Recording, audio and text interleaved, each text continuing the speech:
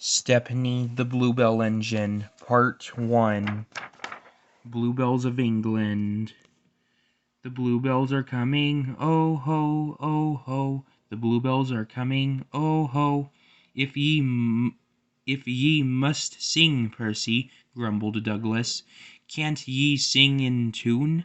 Anyway, our song's aboot Campbells, and mine's about bluebells. Then it's daft. Bluebells are flowers. Flowers can't come. They grow. They grow.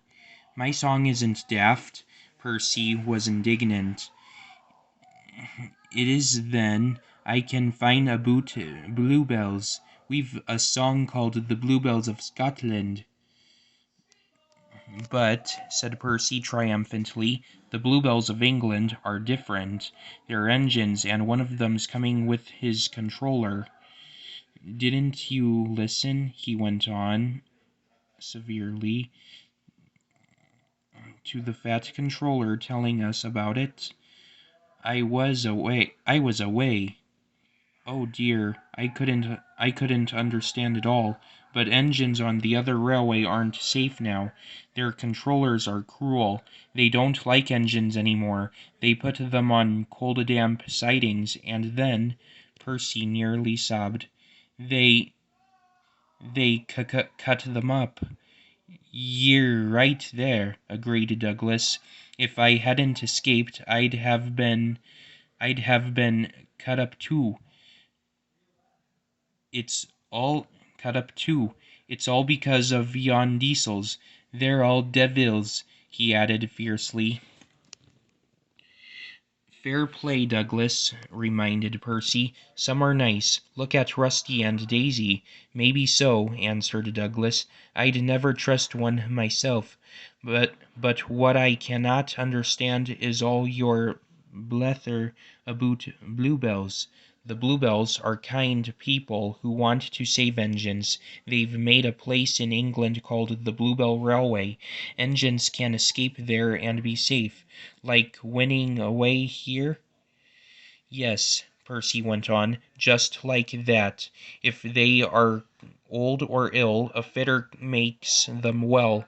They can have their own special colors, all the coal and water they need, and pull trains too. There's braw hearing, said Douglas with feeling. The fat controller says Stepney was the first engine to escape there, so he's asked him to visit us and bring his controller. But, objected Douglas, how about yon diesels? Mightn't they catch him on the way? We thought so too, said Percy, but the fat controller says there's no danger of that. Stepney's a match for any diesel. Besides, his controller will take care of him. He's a brave engine for all that, said Douglas admiringly. Fancy fighting his way through all those diesels just to see us. Look, squeaked Percy, the station's crowded. Silly, how can I look, unless I'd be a corkscrew?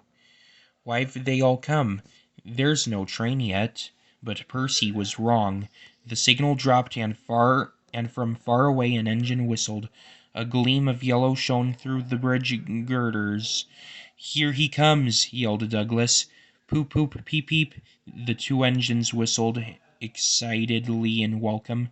Peep, peep, replied Stepney, as with passengers and people waving and cheering, he puffed proudly through the junction on the last stage of his long journey.